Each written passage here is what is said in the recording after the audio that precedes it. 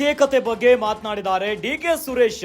ದಕ್ಷಿಣ ಭಾರತದ ಜಿಲ್ಲೆಗಳಿಗೆ ಮುಂದುವರಿದ ಅನ್ಯಾಯವಂತ ಹೇಳಿದ್ದಾರೆ. ದಕ್ಷಿಣದ ಮೇಲೆ ಕೇಂದ್ರ ಸರ್ಕಾರದಿಂದ ಮತ್ತೆ ಅನ್ಯಾಯ ಆಗಿದೆ. ತಾರತಮ್ಯ ಹೇಗೆ ಮುಂದುವರೆದರೆ ದೇಶ ವಿಭಜನೆಯ ಕೂಗು ಶುರುವಾಗುತ್ತೆ. ದೇಶ ವಿಭಜನೆ ಕೂಗು ಮತ್ತೊಮ್ಮೆ ಏಳಬಹುದು.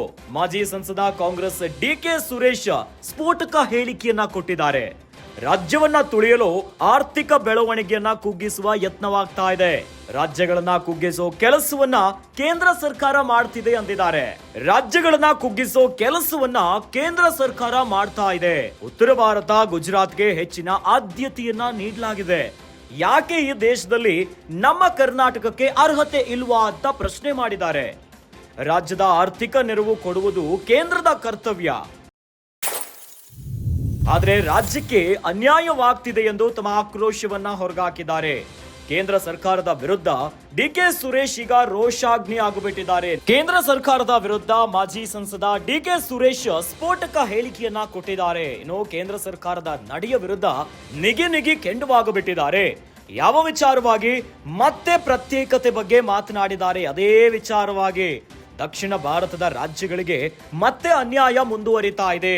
ದಕ್ಷಿಣದ ಮೇಲೆ ಕೇಂದ್ರ ಸರ್ಕಾರದಿಂದ ಅನ್ಯಾಯ ಮೇಲೆ ಅನ್ಯಾಯಗಳ ಆಗ್ತಾನೆ ಇದೆ. ತಾರತಮ್ಯ ಎಲ್ಲಾದ್ರೂ ಹೀಗೆ ಮುಂದುವರಿದ್ರೆ ದೇಶ ವಿಭಜನೆಯ ಕೂಗು ಶುರುವಾಗಬಿಡುತ್ತೆ. ಹೇಗಂತ ಮಾಜಿ ಸಂಸದರಾಗಿರುವಂತಹ ಡಿಕೆ ಸುರೇಶ್ ಸ್ಫೋಟಕ ಹೇಳಿಕೆಯನ್ನ ಕೊಟ್ಟಿದ್ದಾರೆ. ರಾಜ್ಯವನ್ನ ತುಳಿಯಲು ಆರ್ಥಿಕ ಬೆಳವಣಿಗೆಯನ್ನ ಕುಗ್ಗಿಸುವ ಯತ್ನವಾಗ್ತಾ ಇದೆ. ಹಾಗಾದ್ರೆ ಯಾರು ಮಾಡ್ತಿರೋದು ಈ ಕೆಲಸ? ಕೇಂದ್ರ ಸರ್ಕಾರ ಮಾಡ್ತಾ ಇದೆ. ಯಾಕಂದ್ರೆ ಉತ್ತರ ಭಾರತ ಮತ್ತು ಗುಜರಾತ್ಗೆ ಹೆಚ್ಚಿನ ಆದ್ಯತೆಯನ್ನ ನೀಡಲಾಗ್ತಾ ಇದೆ. ಹಾಗಾದ್ರೆ ಈ ದೇಶದಲ್ಲಿ ಕರ್ನಾಟಕಕ್ಕೆ ಅರ್ಹತೆ ಇಲ್ವಾ?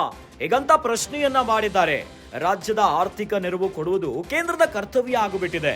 ಆದ್ರೆ ಕೇಂದ್ರ ಸರ್ಕಾರದಿಂದ ಕರ್ನಾಟಕಕ್ಕೆ ಅನ್ಯಾಯದ ಮೇಲೆ ಅನ್ಯಾಯ ಆಗ್ತಾ ಇದೆ. ಹೀಗಾಗಿ ದೇಶದಲ್ಲಿ ದೇಶ ವಿಭಜನೆಯ ಕೂಗು ಶುರುವಾಗಬಿಡುತ್ತೆ ಅಂತ ಕೇಂದ್ರ ಸರ್ಕಾರದ ವಿರುದ್ಧ ಡಿಕೆ ಸುರೇಶ್ ಕೆಂಡಾಮಂಡಲವಾಗಿದ್ದಾರೆ. ಕೇಂದ್ರ ಹಣಕಾಸು ಸಚಿವರಾದಂಥ ಶ್ರೀಮತ ನಿರ್ಮಲಾ ಸೀತಾರಾಮನ್ ಅವರು ಕರ್ನಾಟಕದಿಂದ 2 ಬಾರಿ ಪ್ರತಿನಿಧಿಯಾಗಿ ಆಯ್ಕೆಯಾಗಿದ್ದಾರೆ. ಅವರು ಆ ಕರ್ನಾಟಕಕ್ಕೆ ಕೊಡಬೇಕಾದಂತ ಗೌರವವನ್ನ ಮರ್ತಿದ್ದಾರೆ. ಕರ್ನಾಟಕಕ್ಕೆ ಸಿಗಬೇಕಾದಂತ ಪಾಲಿನ ಬಗ್ಗೆ ಮರ್ತಿದ್ದಾರೆ. ಅವರು ಬಜೆಟ್ ನಲ್ಲಿ ಏನು ಕೊಡ್ಲಿಕ್ಕೆ ಆಗಲಿಲ್ಲ ಅಂತಂದ್ರು ಇಲ್ಲಿ ಬಂದು ತೇಪೆ ಹಾಕೋ ಕೆಲಸ ಮಾಡೋಂತ ಪ್ರಯತ್ನವನ್ನ ಮಾಡ್ತಾ ಇದೆ. ತೇಪೆ ಹಚ್ಚೋ ಕೆಲಸ ಮಾಡ್ತಾ ಇದೆ. ಇಡೀ ದೇಶದಲ್ಲಿ ವಿಶೇಷವಾಗಿ ದಕ್ಷಿಣ ಭಾರತಕ್ಕೆ ಅನ್ಯಾಯ ಆಗ್ತಾ ಇರತಕ್ಕಂಥದ್ದು ಪದೇ ಪದೇ ಈಗಾಗಲೇ ಸದ್ಯಗಳು ಕೇಳ್ತಾ ಇದೆ. ಇವರ ಬಜೆಟ್ ಏನಿದ್ರು ಕೂಡ ಉತ್ತರ ಭಾರತಕ್ಕೆ ಅಭಿವೃದ್ಧಿಗೆ ಮಾತ್ರ ಸೀಮಿತ ಆಗುವಂತ ಬಜೆಟ್ ಹೊರತು